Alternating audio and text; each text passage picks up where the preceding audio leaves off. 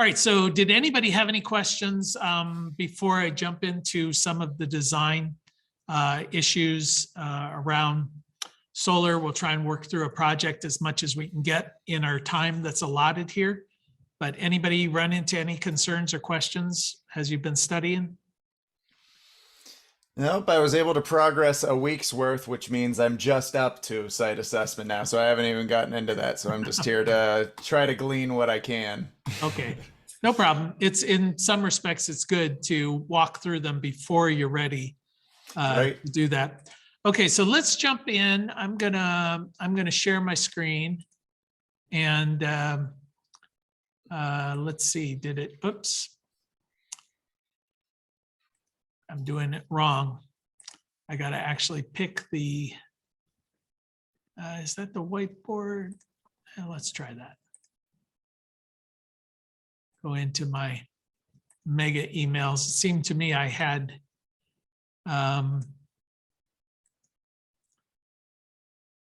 so Paul, this was your home, right? Yes, sir. And so what we're dealing with here, is this the house right here?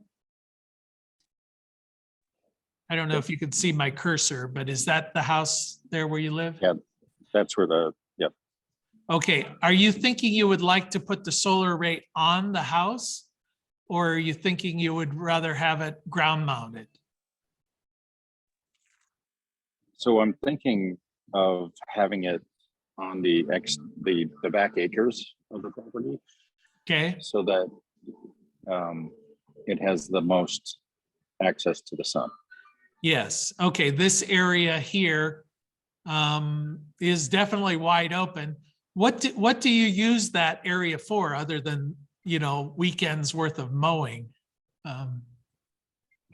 So that's a good statement. That's one of them. The other one is I have a deer blind out there, and so I hunt. Okay. All right. So it's just kind of wide open. So you could put anything. I envy you your pond there. I would love to have something like that. Oh yeah, that's nice. Right. Okay. So somewhere back here. So let's just assume a ground mounted system and assume that there's not going to be any issue with shading. So that's good to know. On the front property, there's a septic area, so you can't really put anything on the front. Yeah, and you probably you wouldn't want wouldn't to look good. either.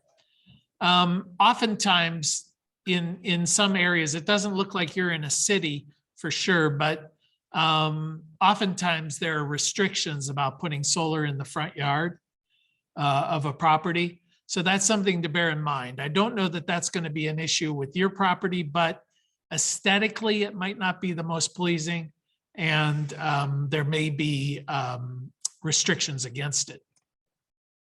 Then you also sent me your utility bill.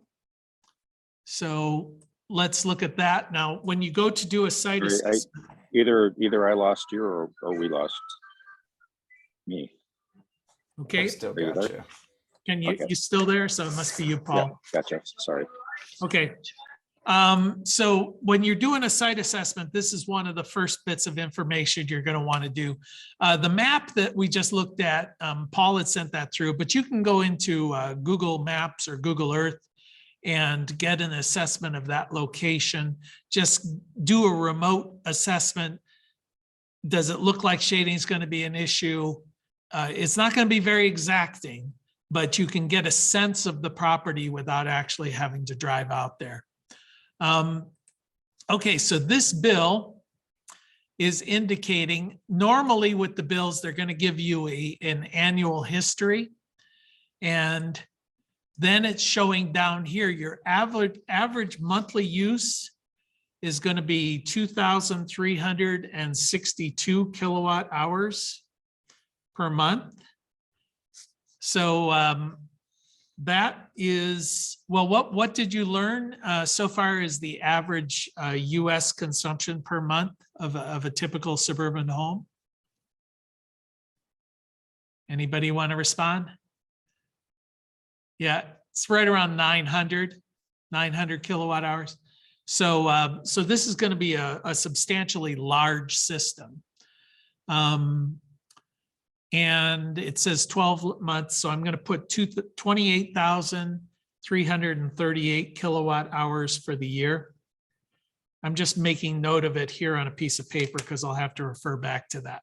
So this is really what you're looking for, is what is the consumption? And because this is going to be a grid tied system, we don't really care how it's allocated, because the true up period is going to be on an annualized basis typically. So if we overproduce during in the summer, which is fairly typical, and underproduce in the winter, over the course of the year, it's going to even out, as long as we're building for the average, you know, for the annual. So if we wanted to design the size of this system, then what would be our first step? You guys can all take yourselves off mute because I'm going to be asking you questions, and rather than everybody, unless somebody has dogs barking in the background or wives yelling at you, you know. Mine's sleeping pretty good. I think you have to get the shading, that device for the shading apparatus. I forget what it's called. Yeah, the Solar Pathfinder. Yes. Yeah, that would be part of our site assessment. But in this case, we know we're going to be sticking it in the middle of that big open area. So we don't really have to do a shading analysis. At the moment, what I'm trying to do is just figure out how big of a solar array do we need to meet the load. So the first step is always to figure out what is the load. Well, we just did that. We looked at the electric bill. And that is typically going to be your first step in almost every situation where there's a homeowner that's already there. So the next step would be to find out how many hours of insulation is at that location. So I'm going to go ahead and share the screen again and go into PV watts. All right, so I think this is it, yeah. So PV watts is the NREL site. You guys all familiar with this one during your site assessment? And what is your address there, Paul? What city? Columbia Station. I have a little bit of wind here, so I apologize. Okay, Columbia Station, Ohio. Columbia Station. Yeah. All right, so I'm going to look that up. And it's telling me you can just verify that you are in fact in the right location. You're up there near Cleveland. And all right, so we don't know the size yet, but we don't really care about that. We don't really care about any of this stuff just yet, because we can set the orientation. If we had done a site assessment, if this was going to be on a building, we'd have had to figure out what is the azimuth, what's the orientation of the building. And we'd also have to find out what is the angle or the pitch of the roof. Those are two things we would do either on site or remotely. In this case, we can set it at 180, which is south, and we can pick the ideal We pitch. lost you at or remotely, if you can hear us. Okay, I can hear you just fine. Yep, you just came back. Okay. Yep. It just said it's unstable again. I'm going to go ahead and switch over to my, see if it's going to be any better. Okay.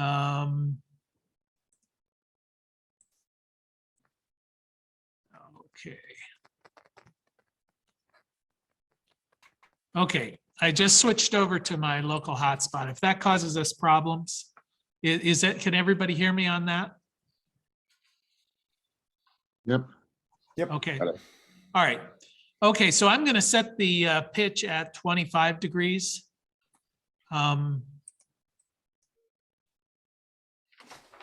So I just know from history or from my own experience that 25 degrees in Ohio and 180 degrees azimuth is probably close to ideal. And since this is a ground mounted system, I can pick whatever I want. I'm not really worried about how much it's producing. What I'm looking for is this number right down here, the 4.5. So it's telling me now that at this location, I'm going to have 4.5 hours of insolation on average. Now you'll notice it changes over the different months. 2.34 in January versus like 6.36 in July.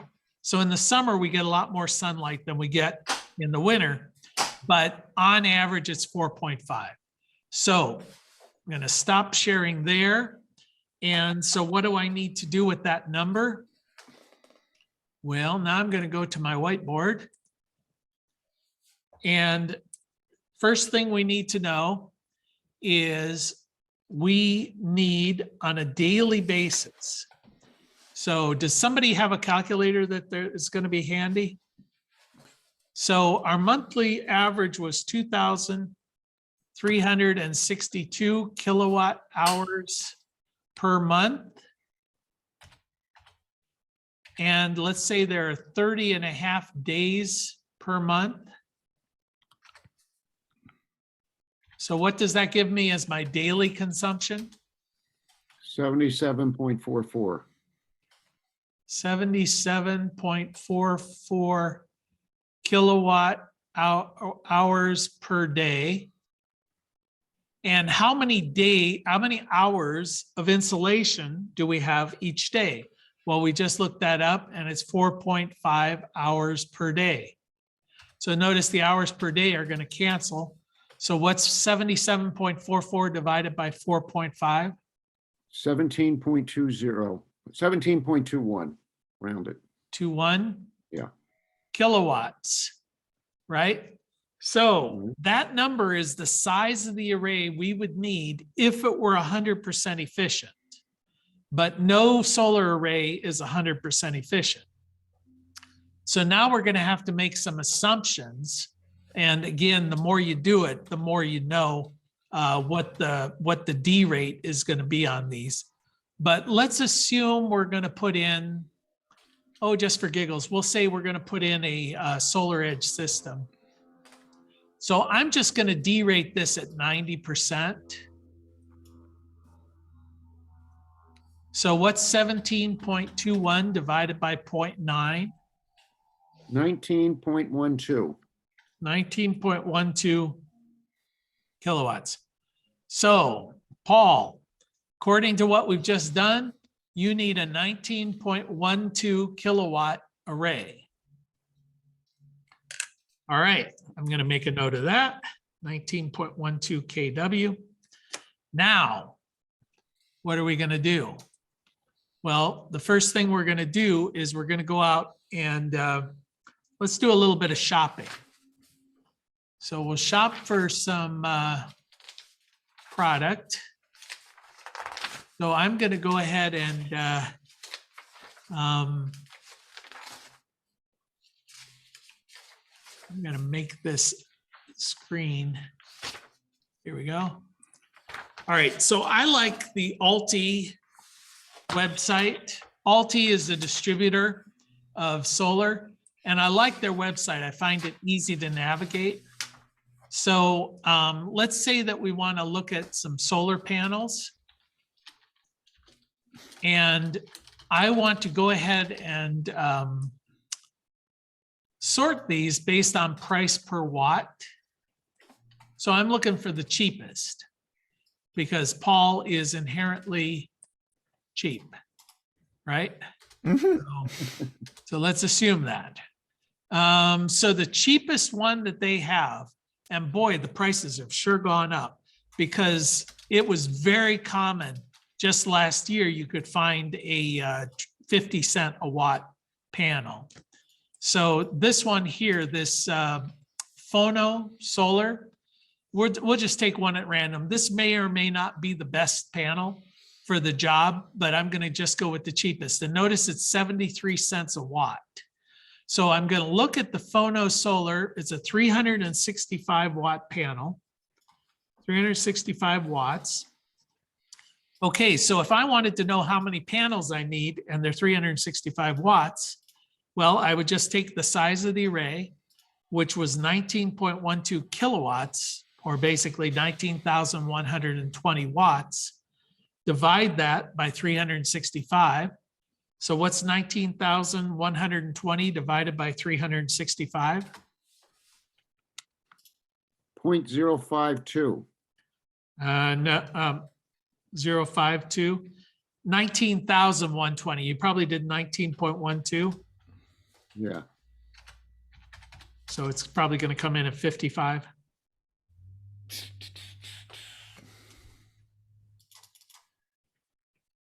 Give me the numbers again, Jay. 19,120 divided by 365. 52.38. Okay, so 53 panels, since you can't get part of a panel. So we'll round up, but that's just a rough number here because we don't have to be totally exact. But we're going to have to go out and buy about 53 panels. So if you're keeping track, Paul, you know, if you want to keep track of the money, you could say $267 times 53, and you've now got your solar panels. Now, next thing we want to do is find an inverter. So we're going to come in here to the inverter, and I already said we're going to use Solar Edge. So it's a grid-tied inverter. And I'm going to go in, and what size do we need? Well, we need something that's bigger than 8 kW for sure. We need something around 19. I could go with a smaller one, or I could go with 2 of them. So let's go ahead. They only have the 11,400 or the 11 kW inverter. I know Solar Edge makes bigger inverters. Let's see if I they, think you mentioned in another video that it's better to have like diversity, like if you need to have more. So would we go with 2? you could for sure, although again, it may be a matter of cost. With a system like this, you could go with 2 of them. In fact, why don't we go ahead and design it that way just for fun? So let's back up. So you don't have a single point of failure. Yeah, so the worst case scenario would be that you would have 1 go down, which still leaves you with 1. So if we're going with 2, I could go with the 10 kW inverter for sure, because that would give us 20 kW of inverters. So let's go with 2 of the 10 kW inverters.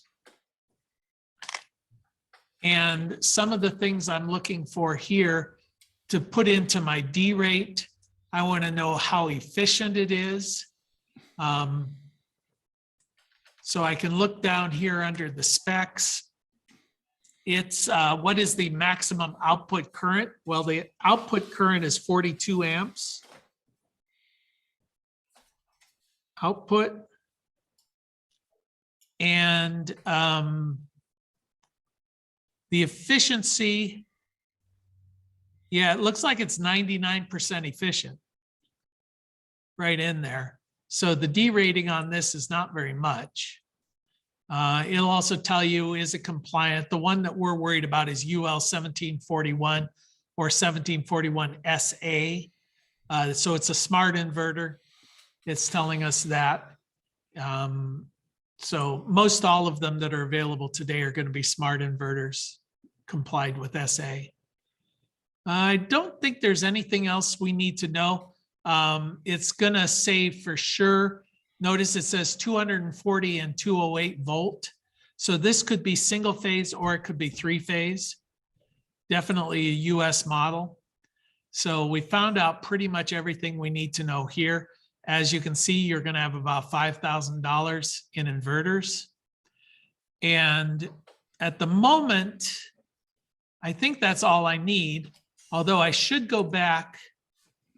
Let me look at the solar panel. I didn't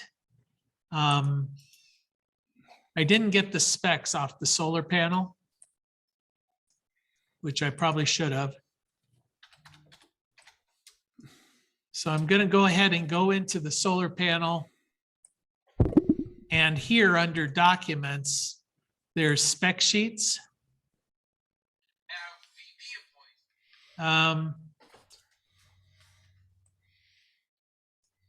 think it just, because I'm sharing the screen. Why didn't, oh, there it is. Okay, can everybody see the spec sheet here on these?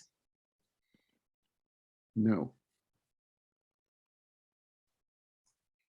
Has it popped up where it says Phono Solar Twin No. Plus?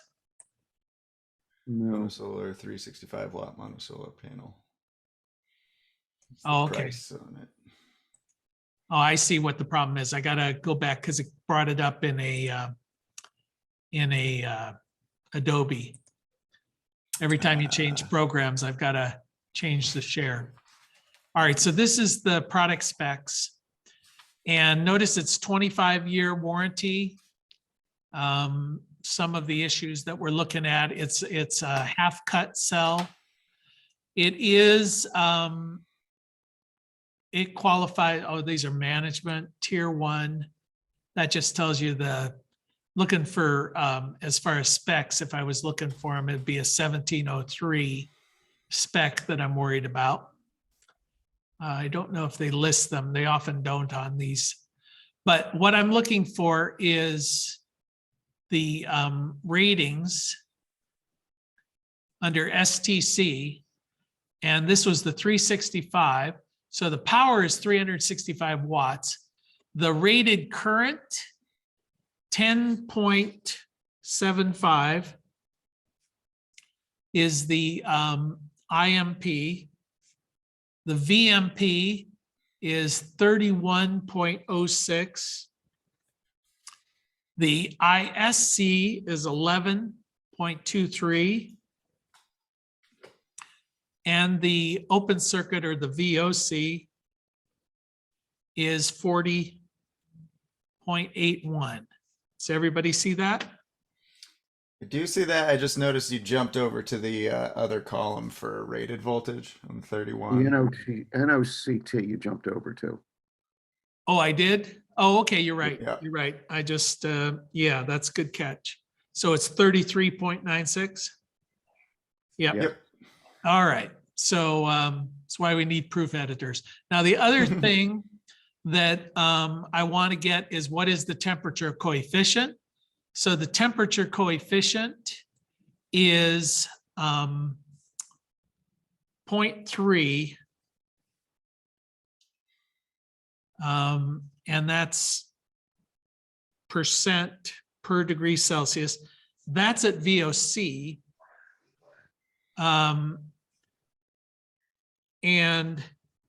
the temperature coefficient at VMP, in this case, they're calling it the power temperature, is going to be 0.38% per degree Celsius. And they always want to list these as negatives.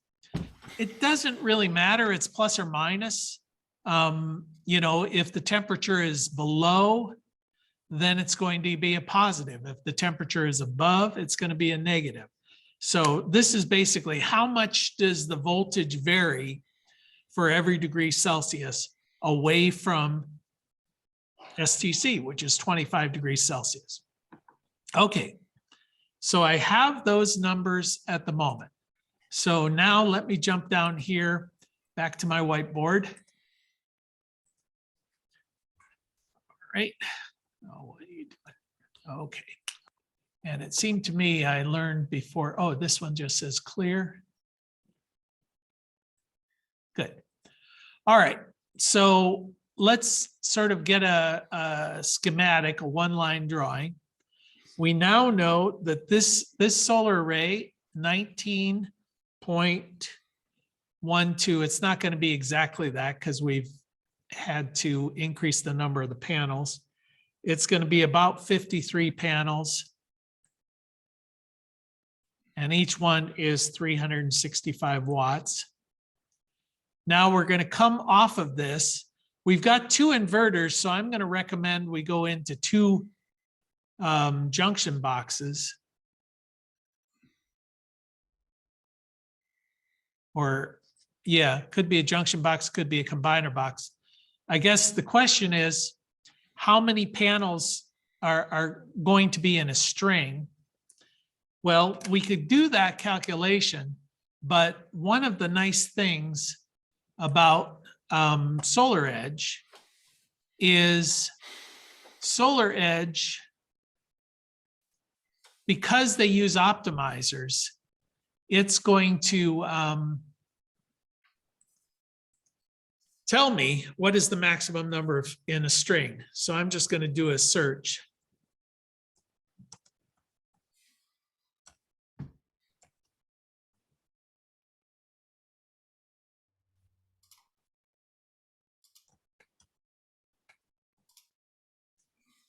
Uh, 25, yeah.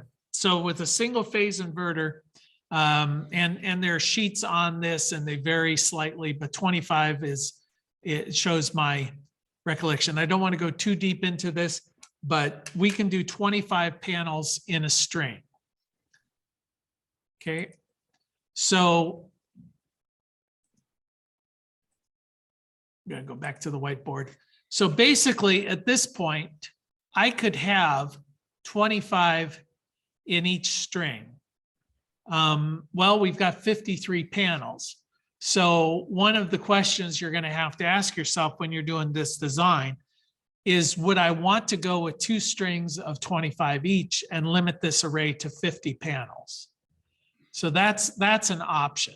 So just for ease of use, why don't we go ahead and get rid of one of those? Hey, Jay, Yeah. you increase the efficiency of the panel so you could drop it down to 50. In other words, instead of 365, say a higher output of the panels. Yeah, I could go with yeah, I could go with like a 380 or a 400 even. And as long as it meets the specifications of the optimizer that I've selected, because they do have upper limits, but it probably would. And I could get around that. But for right now, let's just, for ease of use here, let's just say we've changed this to 50 panels. And now I'm going to come into one junction box with 2 strings of 25 each.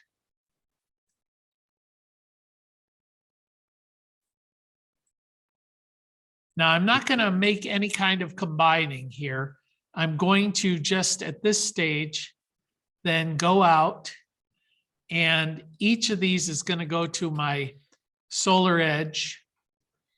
I'm going to turn sideways just so I can show that there's a, with the Solar Edge, the DC disconnect is built in.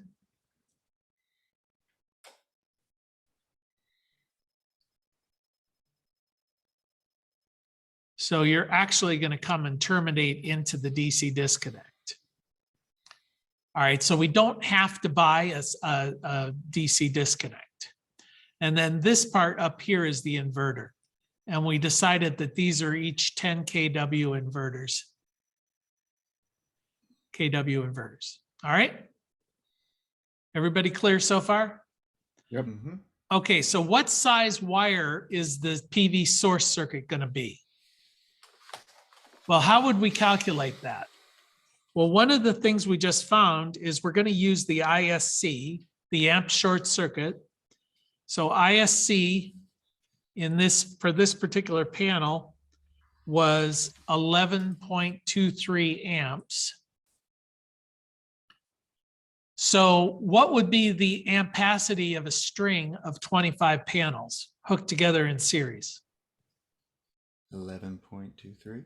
That's right. Amps don't change, right? Doesn't matter how many you hook together, still going to be 11.23. So what do we do with the sizing? Well, the NEC requires that we multiply times 1.25. So we're going to, for our ampacity rating of the wire. So what's 11.23 times 1.25? 14.03. 14.03. Yep. Okay. Then there is a solar variability. So we multiply that times 1.25.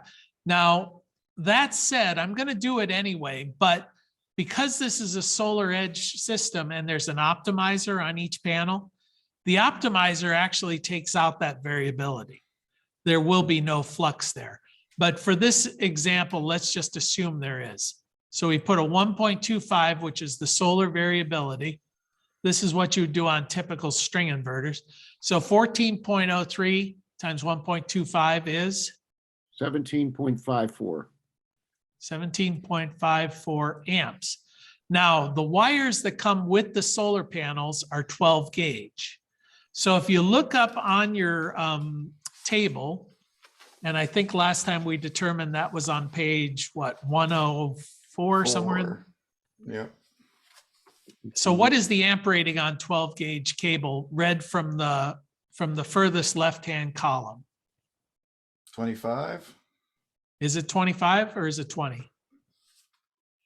For 12 gauge, Yeah, 25. 25.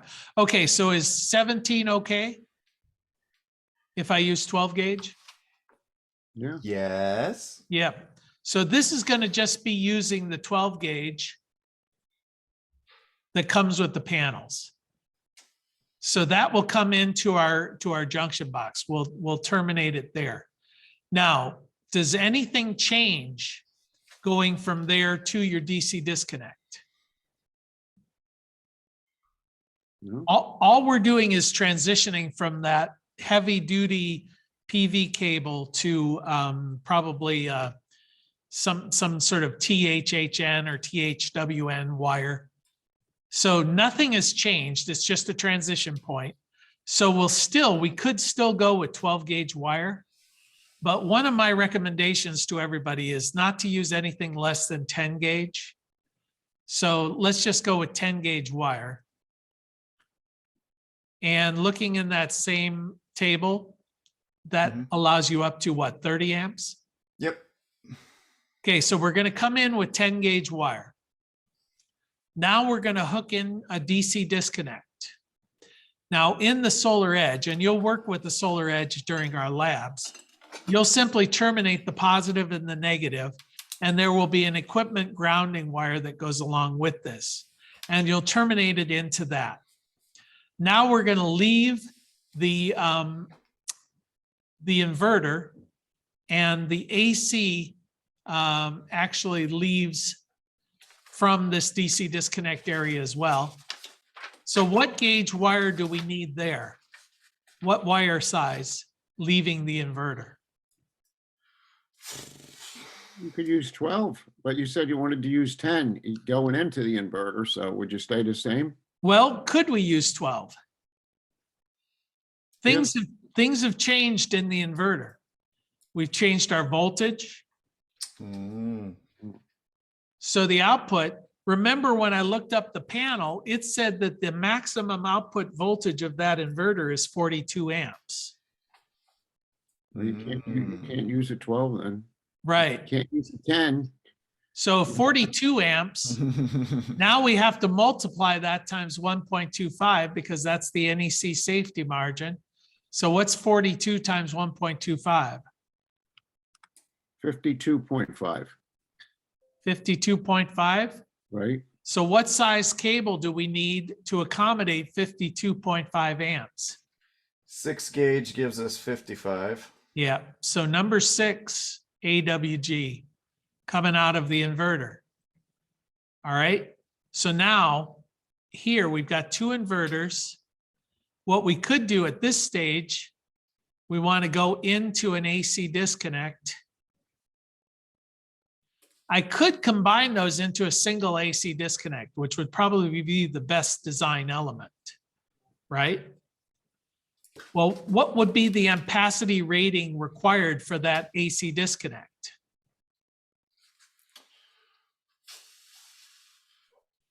I've got 84. 84, but if you wanted to put in the safety margin, typically what they're going to do is these things come in 30 amp, 60 amp, 100 amp, 200 amp. boxes. So I would say that the rating for the box minimum would be 100 amp. Okay. I could go with a 200 amp box. That would be fine. Might cost me a little bit more money. It would have to be able to be disconnect all four of these conductors. So there are going to be 2 hots from each one. So there are going to be 4 conductors you've got to be able to disconnect. So it's going to have to be a 4-pole breaker, a 4-pole disconnect, sorry. And if I put fuses in here, what size fuses are going to be required for each of those disconnects, each of those places where the conductor is broken? Because we're sending 42 amps out, rounding up 52.5, you'd need probably a 55 amp fuse, 4 of them in there for each of the conductors. Okay, everybody clear on that? Mm-hmm. Now, from the AC disconnect, where do we go? Well, in this case, oh, you know what I would actually do? Probably a better design. Yeah, let's go back and clean this up a little bit. Let's not use 6 gauge. Let's go ahead and combine the AC output. So after I'm leaving, let's go into some sort of combiner box. Some sort of junction box here. And let's just go with a single pair. So in this case, I'm coming with 6 gauge in there because we said it was 52. But now we're going to be leaving at 105 amps. So where is, what size wire do I need for 105 amp? 1 for 110. Oh, yeah, actually it's 105 and then I've got to multiply times 1.25. Or no, sorry, we already have that built in. Never mind. Okay. So I could go with 1 gauge. Number 1, AWG. I would probably go with 2 gauge because 2 gauge is much more common. Or sorry, no, I couldn't. I'd have to go with 1 over single 0. aught. Yeah. Yeah. So 1 gauge gives me 110. Now, if I come in my AC disconnect, I'll probably want to make sure this is a 200 amp box. In this case, I'd need 110 amp fuse or breaker. And then I would go, well, because this is a larger system, could I go ahead and terminate it at the circuit breaker? I'm going to erase some of this. Could I erase it? Or normally with a residential system, you're going to terminate at the breaker box. But this is a big system. So I'm coming in with 110 amps, basically 105 amps, but 110 amp breaker. So if I came in to terminate here at a double pole breaker, it would have to be 110 amp breaker here. Well, if I have 200 amp service coming from the grid, let's say this is your meter, then that goes out to the pole, to our transformer. All right, so I would need a pretty robust service panel box in order to do this. The NEC says I can exceed the rating of the box by 120%. So for example, if I have a 200 amp service from the utility and the box is rated for 200 amps, I can go to 240 amps. and still be okay. But I want to locate this as close to the bottom corner. I want it to be as far away from the main breaker as possible. But that means I could only come in here with 40 amps under that scenario. And we're coming in with 110 amps. So what I need is something that's rated for closer to 300 amps. So I'd have to make sure that this box is rated for 300 amps, which is somewhat unusual for residential for sure. So what are my choices? I probably am not going to be able to do a load side connection. And a load side connection is going to be preferable because it's easier, it's cheaper. It's something that you could install yourself, where you just come in, you turn off the main. Now the box is not live. I can pull the wire in there. I could terminate into a breaker and I'm done. I'm ready for this thing to be energized. But that's not going to be an option in this case because the system is too big to be accommodated by this box.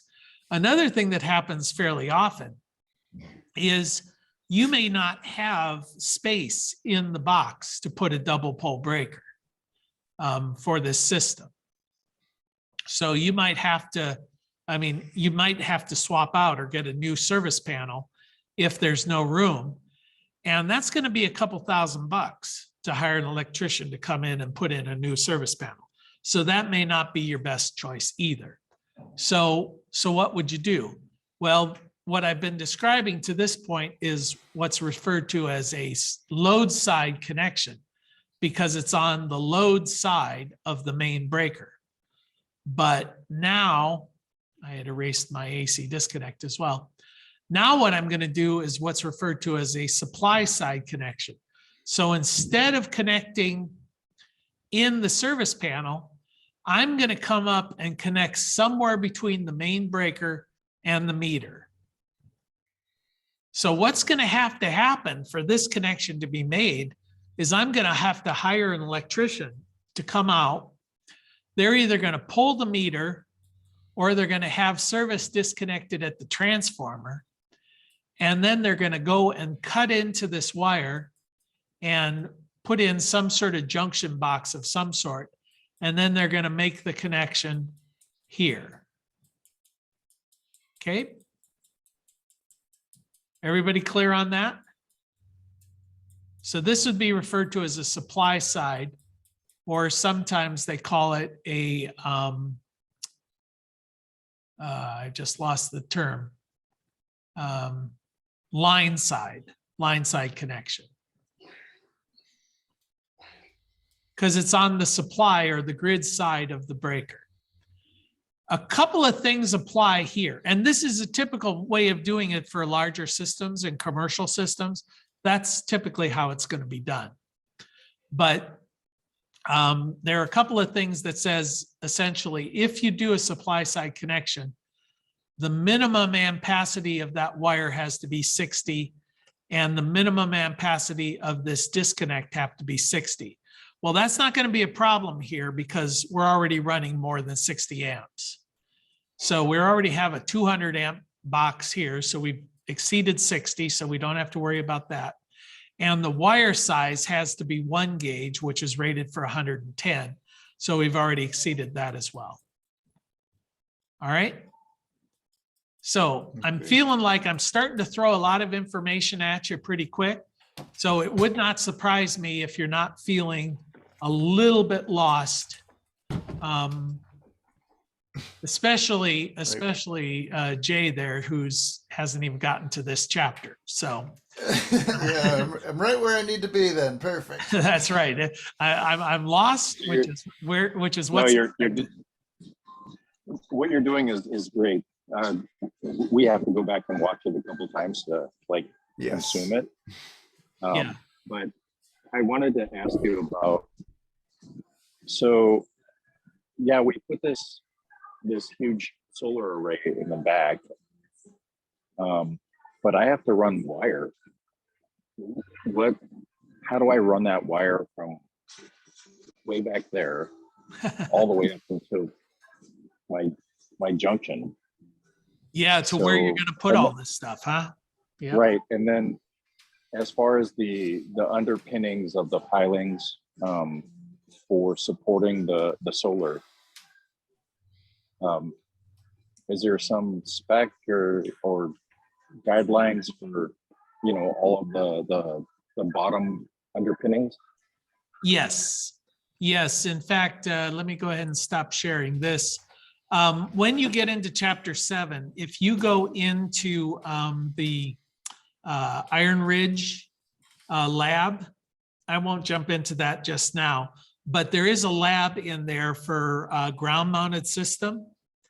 And the lab will walk you through, it gives you a scenario, but they're automated systems, and all of the mounting companies have these. So what you would do, let's say you use Iron Ridge, which is a good system. You're going to say, okay, this is the size of my array, and this is the orientation, this is the angle, and then it's going to ask you, you know, how many solar panels are you doing it, and you can configure it in so many rows, so many columns. Then once you put those in, it will, the one real question it's going to ask, do you want to use 2-inch pipe to hold it up, or do you want to use 3-inch pipe to hold it up? So depending on which one you select, it will then design the support system, and it will tell you how many pieces of every single product you need that they sell you as a complete package.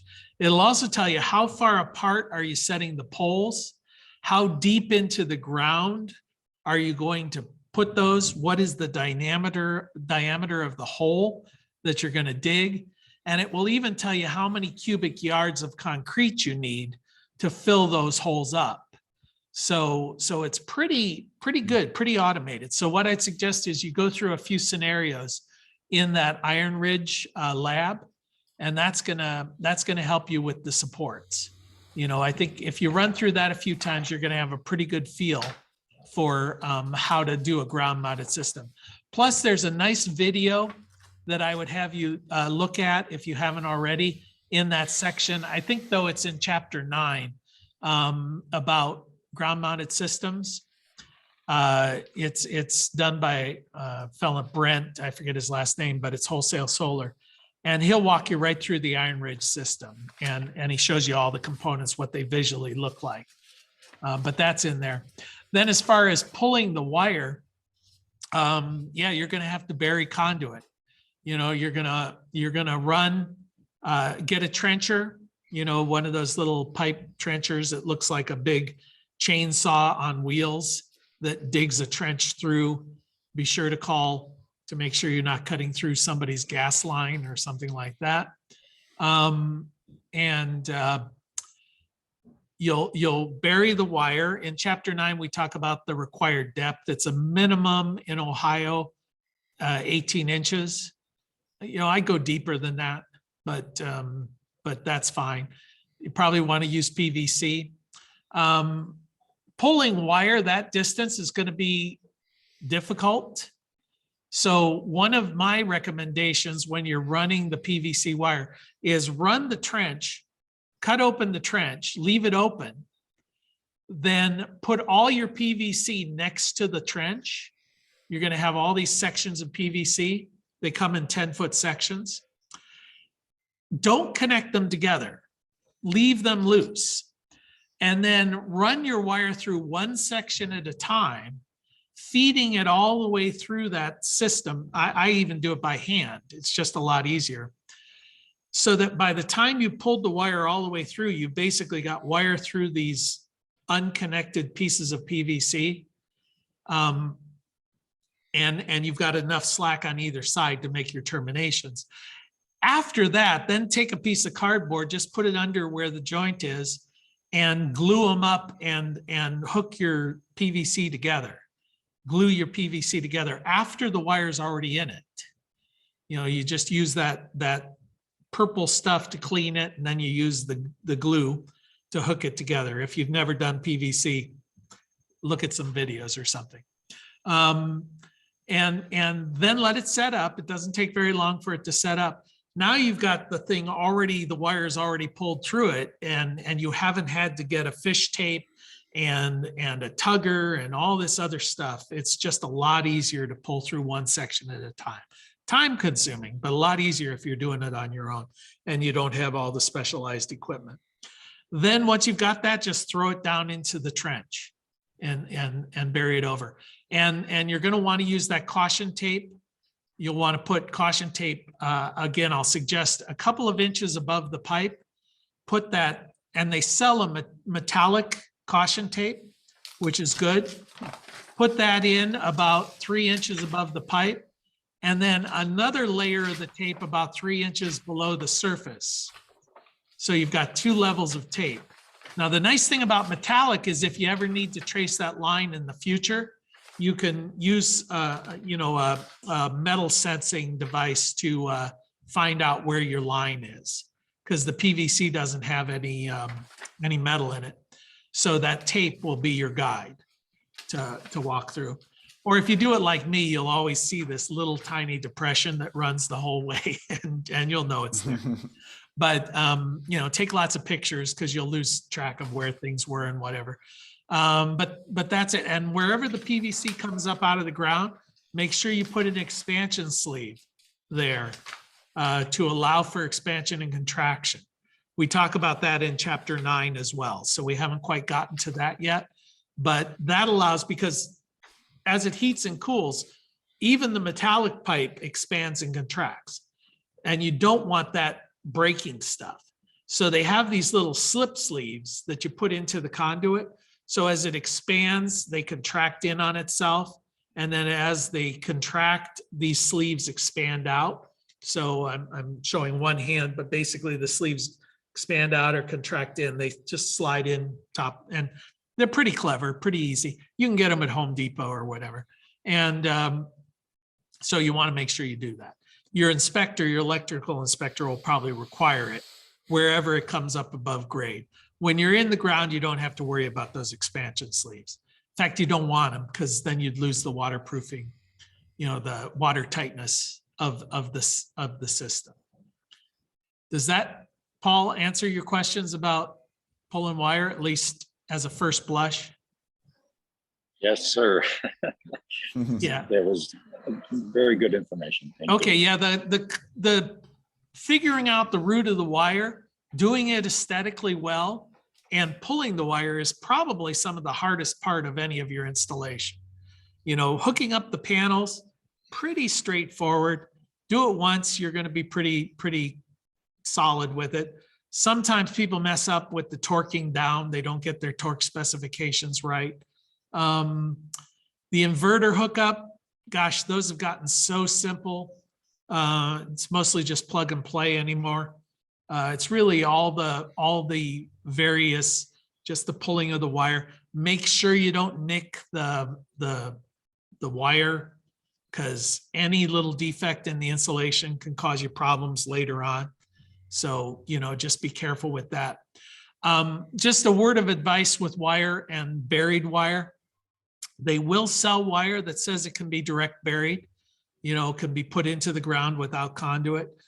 Don't ever do it. Not even, don't do it for solar for real, because this is all supposed to be in conduit. But any situation, don't do it. It's not worth it. Put it in conduit. The conduit's not that expensive. And it will protect, it will save you thousands of dollars of grief. Just put it in the conduit. Just make sure, keeps it protected from somebody planting a tree later and hitting it with a shovel, or piece of rock just moving in the freeze thaw cycle and cutting through the insulation. I mean, I had a situation, our electric meter is 400 feet from our house, and we had a lightning strike that hit the ground and it blew out the negative wire in the ground. Just electricity traveling through. Now, had it been in conduit, that would not have been an issue. But $18,000 to replace the 400 feet of wire from the street to our house. So spend an extra $200 on conduit. You know, it's just, you don't want to have to redo it. So I think that's about all we have time for here. We'll keep working on, this was giving you a really quick overview about wire sizing, doing some array sizing, and we'll try and do some other examples of it each time we get back together. Hopefully we can get a little more in depth, and each time it's going to be a little easier. But there are examples in the book to work through. Videos, additional videos out there. I'll put some links from past classes that we recorded like we just did here. So anybody have any question before we jump off? We're all set? Okay, well, I'll see y'all next week. All right, take care. All right. Thank you very much.